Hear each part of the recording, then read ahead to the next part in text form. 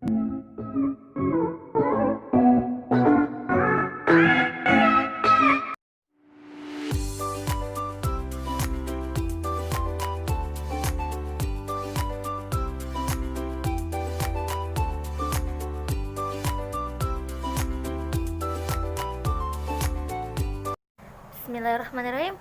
Assalamualaikum warahmatullahi wabarakatuh. Kami dari kelompok 2. Baiklah, marilah kita buka acara ini dengan melafalkan basmalah. Bismillahirrahmanirrahim. Bismillah, di sini saya akan membahas tentang pengertian pengelolaan lingkungan belajar. Sebelumnya ini sudah dibahas oleh kelompok pertama ya. Jadi saya akan mengulas sedikit tentang pengertian pengelolaan lingkungan belajar. Jadi pengelolaan itu merupakan terjemahan dari kata manajemen yang berasal dari kata to manage, yang berarti mengatur, mengelola, mengendalikan, dan memperlakukan. Namun kata manajemen sendiri itu sudah diserap ke dalam bahasa Indonesia. Nah, dalam bahasa Indonesia itu manajemen ya. Manajemen itu berarti pengelolaan. Nah, jadi ini adalah suatu proses mengkoordinasikan dan mengintegrasikan kegiatan-kegiatan kerja ya. Agar apa? Agar dapat diselesaikan secara efektif dan efisien. Jadi merumuskan pengertian lingkungan belajar itu berdasarkan kombinasi istilah ya, atau kajian etimologisnya.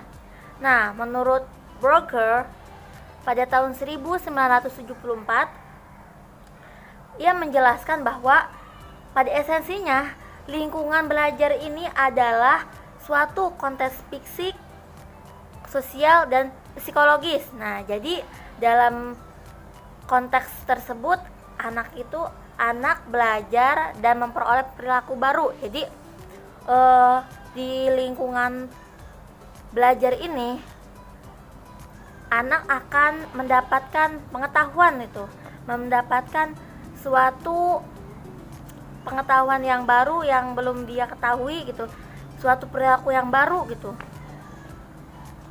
Jadi di lingkungan belajar inilah gitu. Nah, selanjutnya ada berapa jenis sih lingkungan belajar itu? Kalian pasti tahu kan ada berapa? Nah, betul sekali. Ada 2 jenis lingkungan belajar itu. Nah, lingkungan belajar yang pertama, lingkungan belajar di dalam kelas, bisa disebut atau sering disebut indoor.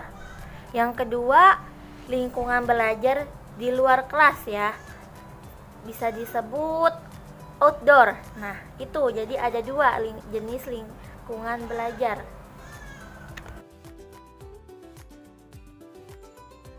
Assalamualaikum warahmatullahi wabarakatuh. Perkenalkan, nama saya Siti Herunasihah, NIM 1812635. Di sini saya akan sedikit menjelaskan tentang lingkungan belajar indoor. Nah, jadi kata indoor ini berasal dari bahasa Inggris yang berarti di dalam gedung atau di kegiatan yang dilakukan di dalam ruangan.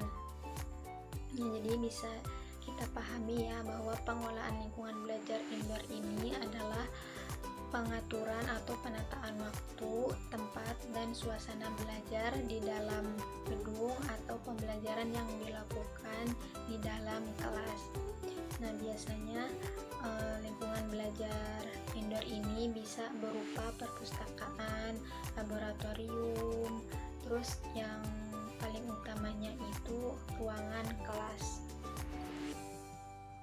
Terus di sini juga ada syarat-syarat kelas yang efisien. Di antaranya yaitu yang pertama, kelasnya harus bersih dan rapi.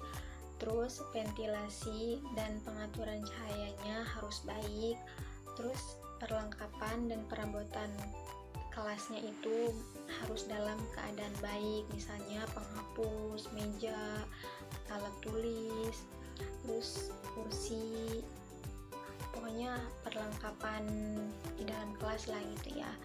terus sirkulasi udaranya harus bagus, harus cukup, terus jumlah siswanya itu tidak lebih dari 40 orang, terus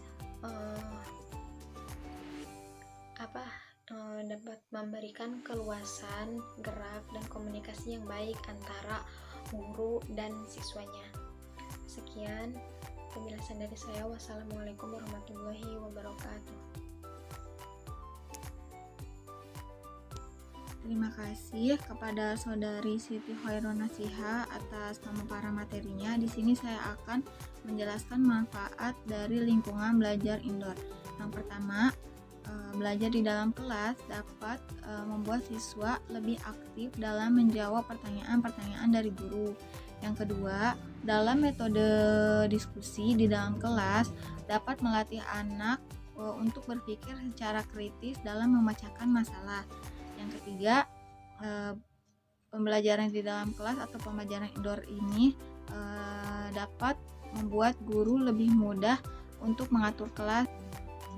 Selanjutnya yaitu ada lingkungan belajar outdoor. Lingkungan belajar outdoor adalah kegiatan proses belajar mengajar yang dilakukan di luar ruangan ataupun di luar kelas. Kegiatan di luar ruangan adalah hal yang tidak dapat dipisahkan dari program pengembangan dan pembelajaran untuk anak. Untuk itu, agar lingkungan belajar outdoor ini bermanfaat dan secara efektif dapat membantu perkembangan dan pembelajaran anak, maka hal tersebut harus disiapkan secara serius oleh pihak sekolah ataupun oleh guru. Kemudian kemampuan anak itu memang berbeda-beda, dan di sini ada menggambar dapat menyatakan tentang yang sedang dirasakan oleh anak, diungkapkan oleh Vygotsky. Dan menggambar bisa menjadi salah satu cara untuk kita mengekspresikan apa yang sedang kita pikirkan, apa yang sedang kita rasakan. Mungkin itu saja dari saya. Selanjutnya akan oleh Saudari Devi. Assalamualaikum warahmatullahi wabarakatuh. Saya Devi Destiani, NIM 181212634. Di sini saya akan melanjutkan menjelaskan dari penjelasan sebelumnya, yaitu lingkungan belajar outdoor hendaklah memenuhi kriteria sebagai berikut, yaitu yang pertama ada area outdoor harus memenuhi aturan keamanan yang memadai. Kemudian ada area outdoor juga harus melindungi dan meningkatkan karakteristik alamiah. Lalu ada desain didasarkan pada kebutuhan anak dan dapat meningkatkan berbagai aspek perkembangan seperti perkembangan fisik, kognitif, sosial, dan emosi.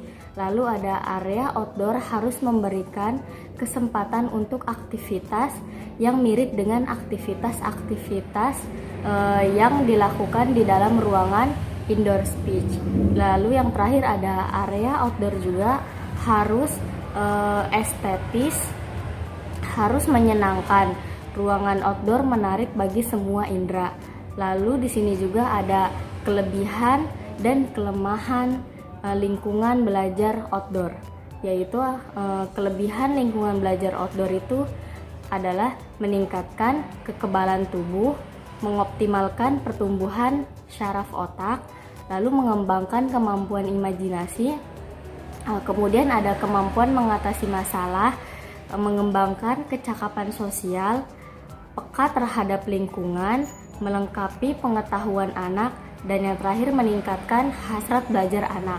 Lalu kelemahan lingkungan belajar outdoor juga ada anak kurang fokus, pengelolaan anak menjadi lebih sulit, waktu lebih banyak tersita, munculnya minat siswa yang semua guru yang membimbing harus lebih intensif dalam membimbing. Lalu yang terakhir ada pembelajaran akan terpecah jika ada kelompok lain atau siswa lain yang belajar di lokasi tersebut.